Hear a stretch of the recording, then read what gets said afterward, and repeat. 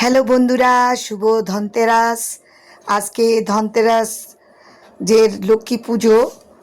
তো আমি ধনতেরাসে লক্ষ্মী পুজোটা করি না, তবে মাকে আমি আলপনা দিয়ে প্রদীপ দিয়ে আহ্বান করি। আজকেও করলাম। দেখো কি সুন্দর করে আমি নিজের মনের মাধুরী মিশিয়ে যতটুকু সম্ভব আলপনা করেছি। আমি তেমন আর্ট জানি না, তবে মন থেকে যা এসেছে তাই আলপনা করলাম ফেব্রিক দিয়ে। আর মাকে ভক্তি সহকারে প্রণাম জানালাম।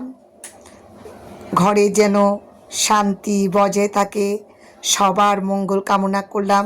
পৃথিবীর সবাই যেন ভালো থাকে, সুস্থ থাকে, মা সবাইকে মঙ্গল প্রদান করুক এই কামনা করে আজকে এই প্রদীপ জ্বালালাম।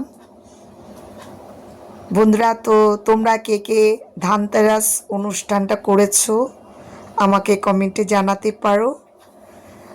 আর আমিও যতটুকু সম্ভব 13টা প্রদীপ জ্বালিয়ে ধনতেরাসের এই উৎসবটা করলাম ঘরের মঙ্গলের জন্য। সাথে সাথে আমার পরিচিত অপরিচিত বন্ধুবান্ধব সবার জন্য মঙ্গল কামনা করলাম ঠাকুরের কাছে। বিশ্ববাসী ভালো থাকলে আসলে প্রকৃতভাবে ভালো থাকা যায়। মা সবার মঙ্গল কামনা করুক এই প্রার্থনা করে মায়ের কাছে বর প্রার্থনা চাইলাম।